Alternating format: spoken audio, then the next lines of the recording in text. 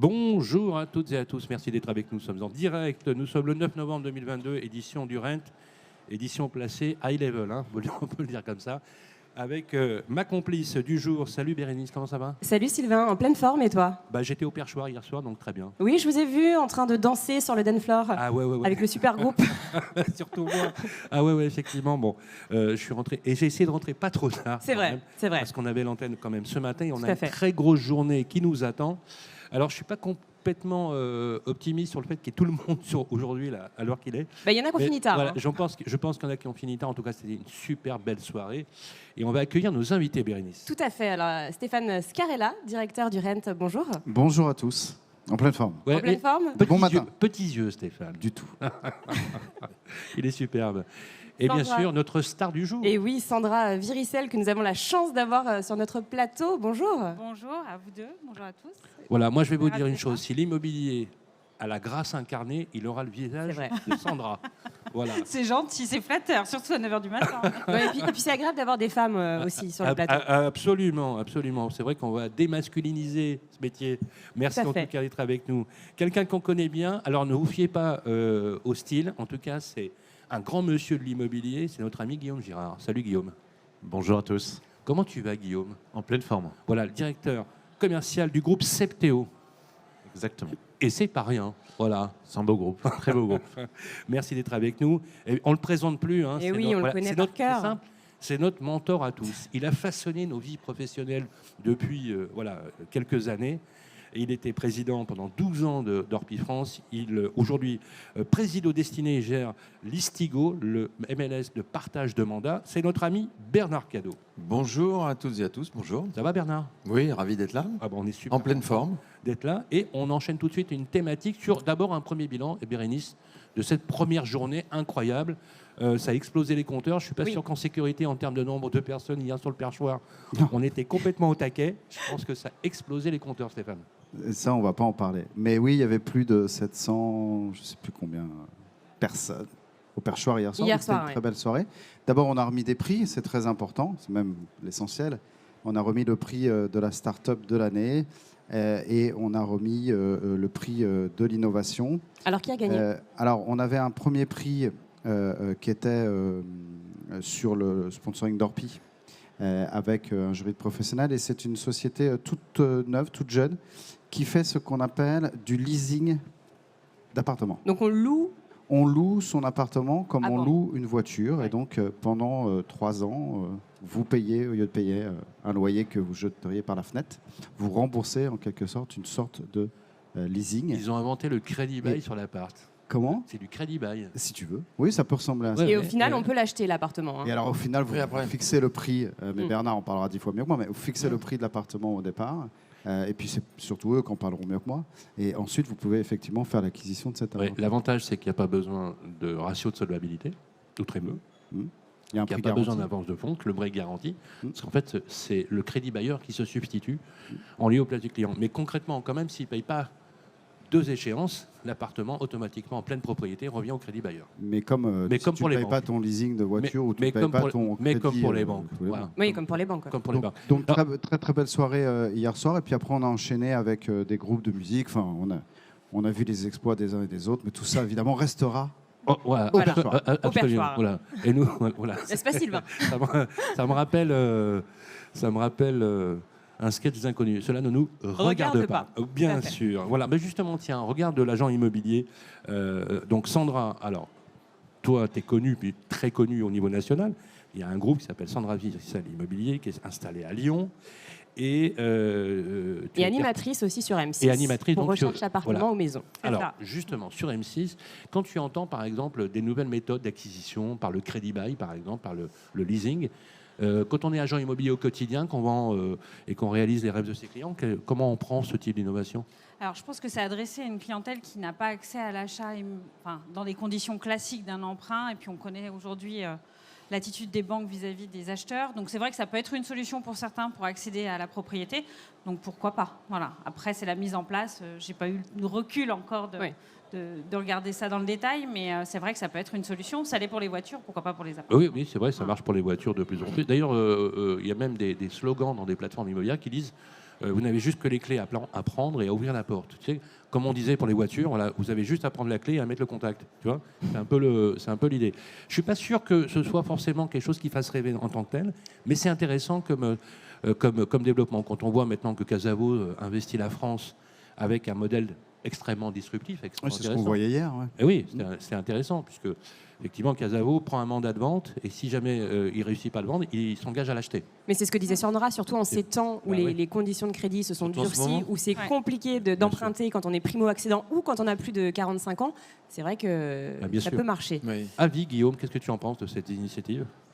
Ça va être une manière aussi de booster, en tout cas de soutenir le marché qui a tendance là un petit peu à malgré une très belle année qui vient de s'écouler. Effectivement, on se rend compte que déjà sur octobre, on commence à avoir un petit tassement aussi des transactions. Donc, là, vous le constatez, là, le tassement des transactions? Alors, nous, on le constate à notre niveau sur une des marques en particulier, et c'est un focus data que je fais faire, mais il y a une des marques dans le groupe Septéo qui s'appelle Preventimo, qui vend en fait des états des risques.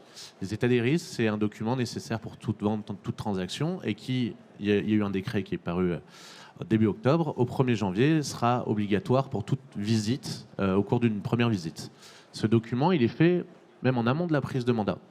On en fait à peu près 1 million sur les 3,4 millions de transacts, donc ventes et locations confondues. Et on se rend compte que on est sur une activité de l'ordre de -10, -12 sur le mois d'octobre. Par rapport à l'année dernière. Exactement, par rapport à l'année dernière. Jusque-là... Enfin, c'était une année exceptionnelle aussi l'année dernière. C'était une année exceptionnelle, mais jusque-là, les 9 premiers mois de l'année étaient plutôt bons. Très honnêtement, Oui. on était sur -2, -3%. C'était pas... On pressentait, ça frémissait, on savait que ça allait... Et puis là, on se rend compte qu'octobre, avec la data qu'on peut avoir, justement, je vous dis, -10, -12. Et ça y est, on commence à atterrir un petit peu. Et donc, du coup, ce type de solution va permettre de, pourquoi pas, continuer à soutenir le marché. Surtout quand tu considères qu'aujourd'hui, on est quand même assez massacré par un taux d'usure absolument pas réaliste, relevé. Tous les courtiers de la place aujourd'hui travaillent pour un relèvement du taux d'usure en temps réel. C'est-à-dire, au lieu de le faire tous les 3 mois, de le faire par exemple à quinzaine, tu vois, surtout avec une inflation qui est tout à fait aléatoire. Je vous rappelle quand même qu'on avait prévu une inflation entre 7 et 8% et qu'on atteindra 10% d'inflation. Ce n'est pas neutre du tout, puisque un point d'inflation déstabilise une partie de la population automatiquement, on est d'accord sur le principe, accompagné d'un durcissement des conditions de crédit, d'octroi de crédit. Bernard, qu'est-ce que tu penses de ces éléments? C'est intéressant ce que dit Guillaume, parce qu'en fait, c'est vrai que les 9 premiers mois, on ne voit pas venir. Parce qu'il y a du stock, il y avait du stock, et il y avait des engagements qui étaient pris, qui se sont réalisés. Là, on a purgé le stock préalable avant, si tu veux, l'augmentation graduelle des taux. Et là, on voit qu'en temps réel, ce que tu dis est très juste, et je pense que la tendance, voilà, elle va pas forcément. Il y a autre chose aussi, il y a que certaines banques ne prêtent plus. Il y a certaines banques, les courtiers m'en ont parlé hier, il y a certaines banques qui ne prêtent plus du tout, là, qui refusent tout crédit. Ouais. Bernard? Juste un mot sur l'immobilier en leasing. Estia. Le nom de la boîte, c'est Estia. Il y a une émission d'ailleurs à 11h, vous pourrez venir Voilà, Estia écouter. avec un H ou un... Avec un H. Oui, H-E-S-T-I-A. Comme la pas- DS. Est-ce que vous vous rappelez de Estia La DS? il y a 25 ans les marchands de liste. Oui. Tu te rappelles d'Estia? Ouais, Oui, ouais, mais c'est c'est vrai. autre chose. Voilà. Donc, pour revenir à ce leasing immobilier, il ne faut pas oublier qu'il y a un problème en France de manque de logement. Il n'y a pas suffisamment de logement. Donc, toutes les initiatives, je dirais, sont intéressantes à regarder. Il n'y a pas une initiative qui va préempter les autres, mais ça vient, je pense, en complément. Et ça permet, comme disait Bérénice, de faire accéder éventuellement à la propriété des personnes qui, aujourd'hui, dans le contexte actuel, ne pourraient pas. Pour revenir à la question effectivement, de ce ralentissement, puisqu'en fait, c'est de ça dont on parle, le ralentissement du marché, avec des conditions qui sont externes. Moi, l'histoire de l'inflation à 10%, ça ne me surprend pas. La zone euro est à 10%, même un peu plus depuis des mois, et nous, on était à 6%. Donc, c'est complètement artificiel. Et c'est On pas est le seul logique. pays d'ailleurs. Mais oui, mais non, donc ça va rattraper. Après, malgré tout, si on regarde le différentiel entre le taux et l'inflation, on a encore largement avantage à emprunter quand on peut emprunter. Je pense honnêtement, oui, parce qu'on parle beaucoup de l'augmentation des taux. Certes, ils ont augmenté, mais le vrai sujet pour moi, c'est les conditions d'accès au crédit. Bien sûr. Et ça, on sait que c'est un vrai problème. notamment le calcul du taux d'usure, parce que souvenez-vous, ça fait même pas 2 mois qu'il a été révisé, il est déjà obsolète. Et de nouveau, on se retrouve dans les difficultés à financer. Moi, il est obsolète parce que la temporalité, parce que les objectifs, le cadre paramétrique de calcul de taux d'usure se font au trimestre. En fait. Il faut changer. Oui, mais enfin, si on met une clause d'échelle mobile où on dit que. Non, mais si tu avais un modèle de calcul beaucoup plus flexible, on arriverait à sortir un peu plus. Le bon sens ne comprend pas ce mode de calcul. Ça, voilà, c'est comme ça. Moi, j'ai entendu des chiffres qui me font frémir. Il y aurait 48% de dossiers présentés. 45 refusés, 48, presque 1 sur 2, qui ne sont pas éligibles au crédit. Refusés. Donc, d'abord, c'est frustrant pour celles et ceux qui ne peuvent pas. Et ensuite, ça casse la chaîne de l'immobilier parce que, on le sait bien, le cycle de l'immobilier, il est alimenté par des primo-accédants. Et c'est eux qui sont refusés. Qui achètent et qui revendent plus tard pour réalimenter et racheter au-dessus, etc. etc. C'est la locomotive, en fait. Oui, mais c'est un vrai sujet parce que ça casse toute la chaîne. Alors, on va parler de cette seconde journée maintenant au niveau programmation. Qu'est-ce qui nous attend aujourd'hui dans la programmation de cette journée, Stéphane? Alors, encore une dizaine de conférences donc dans les 2 salles de conférences et puis des émissions toute la journée ici sur ce magnifique plateau télévision. On va avoir des keynotes, il y a Imo2 avec les 15 plus belles startups, en tout cas identifiées de l'année. Il y aura des choses sur la transaction, il y aura des choses sur la data, il y aura des choses sur l'innovation, avec des très très beaux castings encore, des choses sur l'international. Donc on continue dans la lignée de la journée d'hier. Sandra, je sais que tu dois partir puisque tu as une contrainte horaire. Je voulais te laisser, avant de te laisser partir, te demander quel est ton sentiment, toi, en tant qu'agent immobilier, même avec la dimension du fait que on te connaît au niveau national grâce à la télévision, bien évidemment, mais le sentiment que tu as sur cet événement qui ressemble finalement pas du tout aux autres événements, qui est devenu et qui s'est installé. Merci Stéphane, à ton équipe aussi, comme l'événement incontournable de la chaîne de métiers de l'immobilier. Alors pour moi, c'est un vrai rendez-vous le Rent chaque année. J'adore venir ici, donc merci d'avoir créé ce salon. C'est pas moi. Bon, enfin, voilà. De le diriger. Voilà. On va faire un clin d'œil à Hervé Parent, qui nous écoute, qui est le fondateur de 2013. Rent. Absolument, 2013. Je trouve que pour tous les agents immobiliers, ils devraient venir, bon, peut-être pas tous les ans, mais régulièrement, pour se tenir informés de ce qui se fait. Tous les ans, enfin, changer de lieu parce qu'il va manquer de place. Pour se renseigner sur ce qui se fait, ce qui va se faire bientôt. Je sais qu'on a vu l'évolution technique arriver très vite. En plus, le Covid nous a donné un petit coup de pouce assez important à ce niveau-là. Et puis aussi pour se remettre en question, on se profile une année un peu plus compliquée que les autres. On sent que la tendance est à la baisse et pas à la hausse en termes de transactions, etc., pour des facteurs très différents. Mais c'est vrai que c'est important aujourd'hui pour les agents immobiliers de se remettre en question et de devenir des agents immobiliers 2.0. La clientèle de demain, c'est nos jeunes qui sont sur leur téléphone toute la journée. Il va falloir les solliciter, il va falloir aller les chercher. Tout ça, c'est des nouvelles technologies qu'on rencontre ici et qu'on peut, nous, après, adapter. Utiliser, oui. C'est ce qui s'est passé les années précédentes. Est-ce que vous avez vu des choses que vous avez utilisées après En 17 ans, je pense qu'on a tous constaté que notre quotidien a bien changé. Voilà. Ça, c'est clair. Là, on est pile poil dans la maîtrise de l'usage. Et donc, c'est très intéressant ce que tu dis parce que c'est terriblement efficace, parce que c'est formidablement pragmatique. Merci Sandra. Avec plaisir. Voilà, Sandra Diricel, merci avec nous. Applaudissements pour Sandra, s'il vous plaît. Merci. À très vite. Vraiment, merci. Alors, on enchaîne justement sur cette programmation de la journée, beaucoup de contenu. Est-ce que le contenu, Stéphane, c'est une des conditions préalables à la réunion et à la rencontre de tous les professionnels? Alors chacun a son avis là-dessus. Le mien est très, très affirmé là-dessus. Je suis convaincu que les gens viennent pour le contenu. C'est-à-dire que si chaque année, tu n'es pas en capacité de proposer sur le Rent le fait que les gens viennent de loin pour 2 jours, sans pouvoir voir des choses qu'ils n'ont pas l'habitude de voir ailleurs et d'entendre des speakers qu'ils n'ont pas l'habitude de voir ailleurs, je ne vois pas l'intérêt. Donc il faut absolument travailler, et c'est le boulot de l'équipe toute l'année, pour que les thématiques retenues et le casting des gens qu'on met sur scène, en gros, on ne le voit qu'ici. Et c'est, à mon sens, ce qui fait que les gens ont plaisir à venir sur Rent. Après, autour, ils viennent rencontrer leurs prestataires, leurs clients, regarder des innovations, regarder des solutions pour demain. Moi, j'ai trouvé que depuis hier, il y avait quand même une ambiance de travail assez affirmée. C'est-à-dire que les gens qui sont ici, les professionnels qui sont ici depuis hier, on sent quand même que voilà, on veut chercher des solutions, on vient pour faire du business. Pour caler des rendez-vous, pour rencontrer des gens. Exactement. Et au milieu de ça, on vient s'inspirer en se disant qu'on va entendre des choses qu'on n'a pas l'habitude d'entendre et découvrir des choses. Sur le métaverse, par exemple, hier, mais il y a 1000 autres sujets dont on pourrait parler, il y avait les salles étaient archi pleines parce que les gens, ils entendent parler de métaverse, ils ne savent pas de quoi on parle. Bien sûr. Parce que tout le monde en parle, mais personne ne sait vraiment de quoi on parle. C'est vrai. En revanche, ils ont envie qu'on leur explique. Ils ont envie. Voilà, il faut vulgariser tout ça. Donc, ça les intéresse. Donc, ils ont plaisir à venir. Vous partagez le même sentiment, Guillaume ? Oui, c'est clairement un salon où on sent qu'il y a une énergie, c'est le rendez-vous. Toi qui représentes Septéo, Septéo vient aussi parce qu'il y a du contenu et surtout le contenu.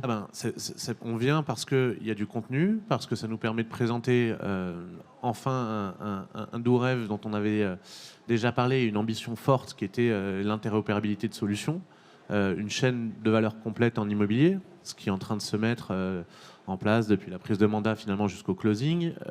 C'est aussi de se dire c'est l'occasion de rencontrer des startups. Hier, il y a eu beaucoup de rencontres et de se dire tiens, malgré le fait qu'on maîtrise en partie et fortement cette chaîne de valeur, il y a encore quelques petits trous dans la raquette. Et là, hier, c'était l'occasion de se dire tiens, qu'est-ce que sont les fonctionnalités, les must-have dont va avoir besoin l'agent immobilier 2.0. Et hier, ça a été vraiment un moment incroyable avec des très belles rencontres. Et là, il y a du travail. Il y a du travail pour délivrer, pour que l'année prochaine, on puisse aussi vous proposer encore des nouveautés. Et donc oui, c'est un salon où il faut être et on est requinqué pour 1 an et c'est parti. Bernard, tu partages le même sentiment, je suppose ? Oui, moi je ne crois pas que c'est un événement parmi d'autres, c'est l'événement. C'est devenu en tout cas l'événement. C'est l'événement. Oui, ça l'est devenu au fil des années. Tout à fait. Et ça fait partie, et je suis tout à fait d'accord avec ce que tu viens de dire, Stéphane, parce que s'il n'y a pas de bon contenu, les gens viennent une fois, ils ne reviennent pas. Alors que là, ils attendent ce rendez-vous-là pour passer à quelque chose. Et ce qui est intéressant aussi, c'est qu'avec Internet et les réseaux sociaux, on pourrait imaginer qu'ils ont la source d'information tout seuls dans leur coin. Mais non, ils viennent quand même, et je le vois. Et tous les échos qu'on peut avoir les uns et les autres sont ultra positifs. Ils attendent ce rendez-vous-là. C'est très, très important.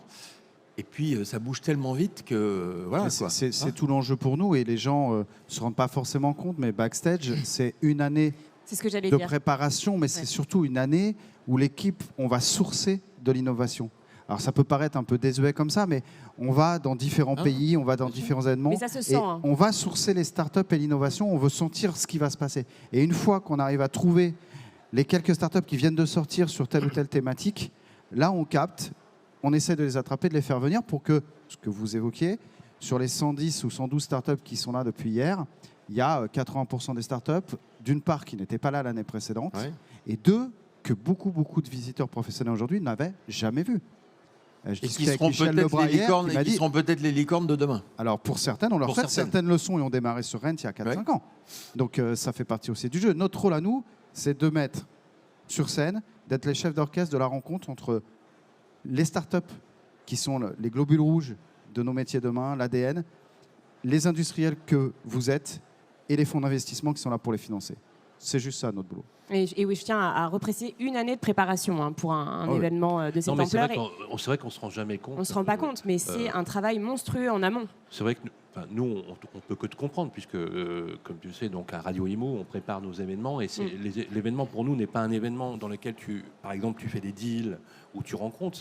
Nous, c'est aussi la captation du contenu. C'est la mise en relief, finalement, d'un travail toute l'année. Finalement, si tu regardes bien, le contenu, c'est ce qui engage le plus. Par contre, on ne peut pas se dédouaner du networking et du fait qu'on noue des relations d'affaires.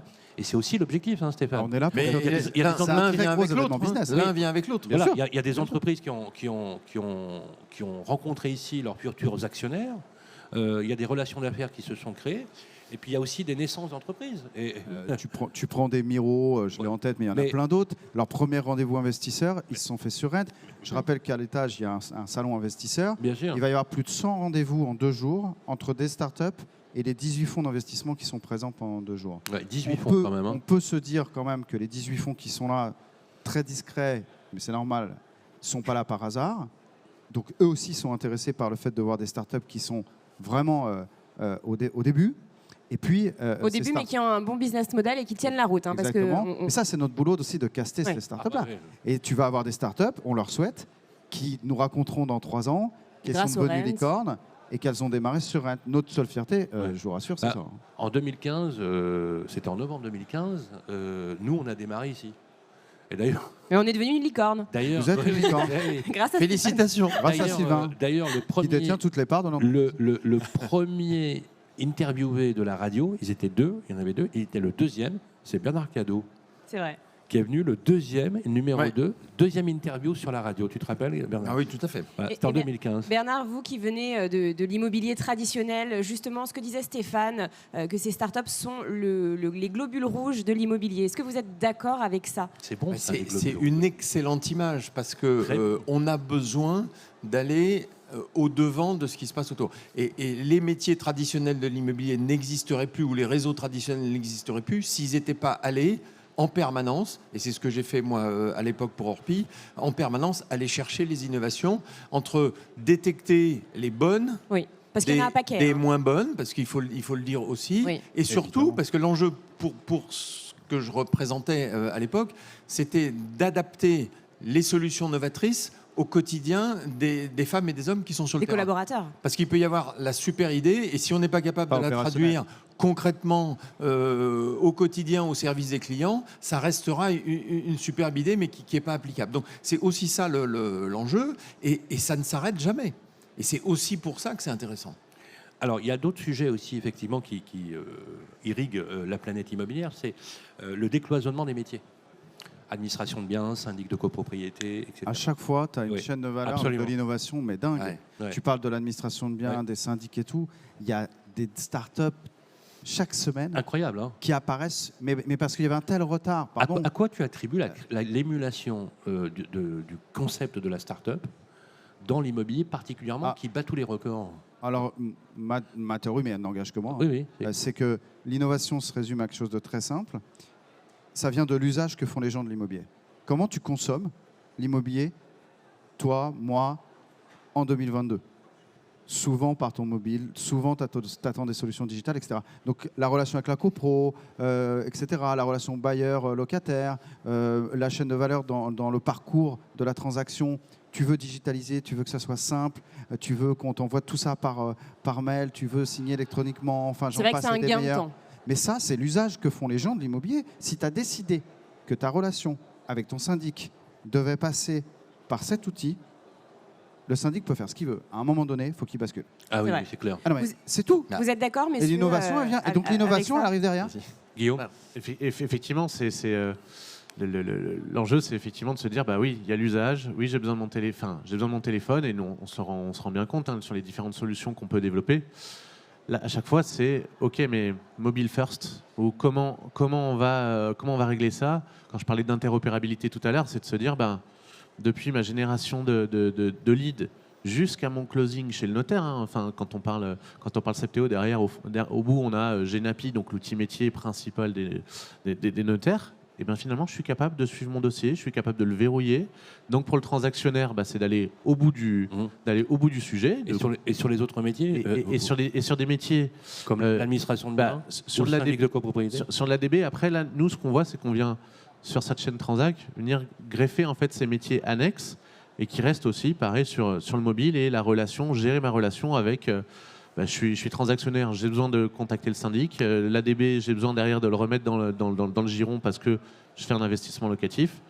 Alors, je vais compléter la question. Est-ce qu'autour de l'immobilier, on a besoin de mettre en place un champ serviciel, un champ de service, comme on a un vertical market, et on y intègre des services qui optimisent en fait le remboursement. L'accompagnement qui dépasse même le cadre même du syndic, par exemple, pour les parties communes. L'accompagnement pour l'administration de biens. Des principes. Moi, je voudrais juste mettre l'accent sur une initiative qui a été lancée par un grand professionnel de l'immobilier que tu connais bien. Il s'agit de Bernard Grèche, dirigé par Federico Marquez, qui est là sur le plateau. C'est un concept de conciergerie de proximité qui optimise le service dans le cadre de l'usage.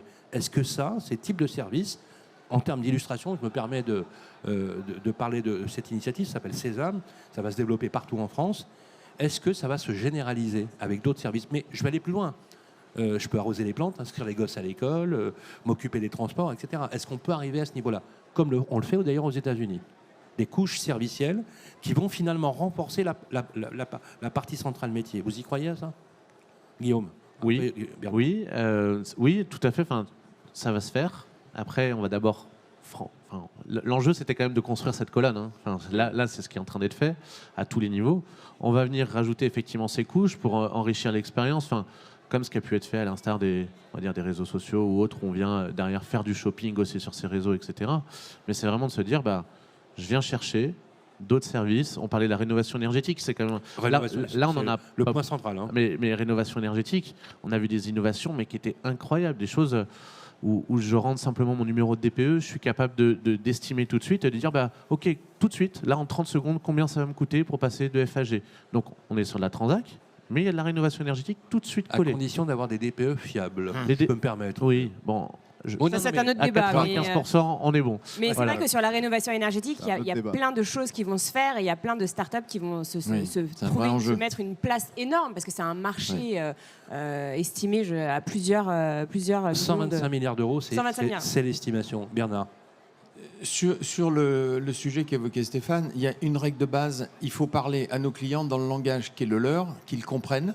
Nos clients, c'est principalement, et pour les années qui viennent, les jeunes générations, et il faut savoir leur parler avec les outils qu'ils ont l'habitude. C'est une évidence. Ça, c'est le premier point. Le deuxième point, c'est qu'il y a une vraie complémentarité des métiers, en général, de l'immobilier, entre la transaction, la location, la gestion des immeubles, etc., l'administration de biens. Et puis, il y a aussi un élément qui pousse à ça. 2 éléments. Le premier, c'est que le parcours résidentiel des clients n'est plus du tout le même que celui qu'il était il y a 5 ans ou il y a 10 ans. C'était beaucoup plus monolithique, je dirais, il y a 10 ans. Aujourd'hui, pour des tas de raisons de mobilité professionnelle, de sociologie, de divorce, que sais-je, le parcours résidentiel, il est multiple et il faut que les professionnels soient au rendez-vous de tout ça et donc qu'ils aient des offres multiples. Et puis enfin, on dit toujours, parce que c'est un peu un mot valise, on dit qu'il faut créer de la valeur pour le client. Créer de la valeur pour le client, c'est lui apporter les services dont il a besoin. Et c'est en permanence, effectivement, des nouveaux services. Une nouvelle façon peut-être de consommer l'immobilier, on a commencé par ça tout à l'heure, mais c'est surtout l'ensemble des services qu'il est en droit d'attendre. Et c'est aussi grâce à ça que les professionnels de l'immobilier pourront prétendre maintenir leurs honoraires. Parce que le débat sur les honoraires, c'est un faux débat. Le vrai débat, c'est le contenu du service. Absolument. La qualité de service. Et la qualité, le contenu aussi. et qualité, mais forcément. Je suis 1000% d'accord avec toi. Et d'ailleurs, c'est intéressant politiquement. Non, mais c'est comme ça qu'on peut faire valoir la réalité de ce que nous sommes. Alors, ce que tu dis, effectivement, fait écho à une information, on va dire, technique et politique, qui est celle de l'autorité de la concurrence qui consulte actuellement tous les grands réseaux, les organisations. C'était pas anodin la remarque. Dans le but. Alors, si tu permets, je vais donner cette info, c'est important.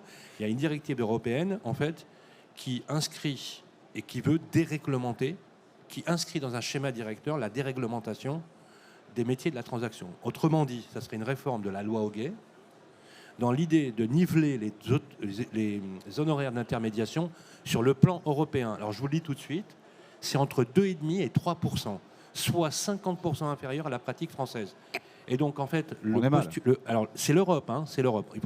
Donc, l'autorité de la concurrence a rencontré Cédric Lavaux, a rencontré Jean-Marc Torolion, a rencontré toutes les autorités et les corps intermédiaires pour faire un audit préalable, c'est-à-dire un rapport préalable, en vue éventuellement de changer la réglementation. C'est le danger.